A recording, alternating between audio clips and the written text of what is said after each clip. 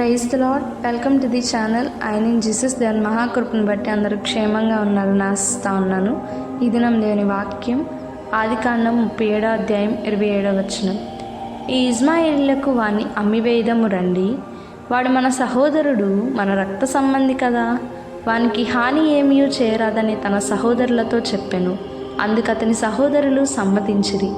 ఈ దినం మనం రూబేన్ గారి జీవితం నుండి ఒక విషయాన్ని ధ్యానించబోతా ఉన్నాం. అదేమనగా, రూబేన్ గారు తన యొక్క సహోదరుడు ఆపదలో ఉన్నాడని తెలిసిన వెంటనే అతన్ని ఏ విధంగా కాపాడాలని ఆలోచించి తన మిగిలిన సహోదరులతో, అనగా ఎవరైతే ఆపద తలపెట్టాలని చూస్తున్నారో వారిని దారి మళ్లించే ప్రయత్నం చేస్తూ ఉన్నాడు. అయితే ఒకరిని ఇద్దరినంటే దారి మళ్లించవచ్చు, తన సహోదరులందరినీ కూడా మళ్లించి వేశాడు.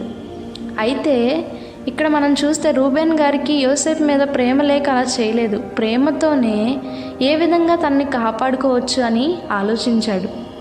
ఈ దినమందు మన దగ్గర కూడా కొంతమంది వస్తారు, నేను ఈ బాధతో ఉన్నాను, ఈ విధంగా శ్రమలు వస్తున్నాయి నాకు అని మనకి ఎవరైనా చెప్పినప్పుడు ఆ శ్రమల్లో గుండా వెళ్ళు, లేదా వారిని ఇంకా శ్రమల గుండా నడిపించడానికి చూస్తూ ఉన్నామా, లేకపోతే వారి కొరకు మనము నిల్చొని సాతాను, అనగా సహోదరుల్ని మనం చూస్తే సాతానుగా భావిస్తే ఆ సాతాన్ని జయించే వారిగా, సాతాన్ని మ్యానిపులేట్ చేసే వారిగా ఉన్నామా?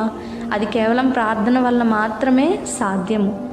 సహోదరులు ప్రేమతో జీవించాలని దేవుడు చెప్తా ఉన్నాడు. అట్టి ప్రేమను మనం అందరము కలిగి ఉండాలి. ప్రార్థించుకుందాం.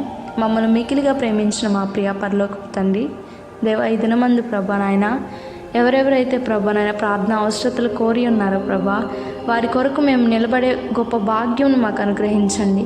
యేసయ్యా, సాతాను శక్తులన్నింటినీ ఎదిరించడానికి తగిన సహాయంను మీరు మాత్రమే అనుగ్రహించమని ఈ ప్రార్థనను నజరేయుడును మా ప్రభువును రక్షకుడైన యేసు అతి పరిశుద్ధ నామంలో వినయంతో అడిగి వేడుకొని పొంది ఉన్నాం తండ్రి. ఆమెన్. దేవుడు అందరినీ దీవించును గాక. ఆమెన్.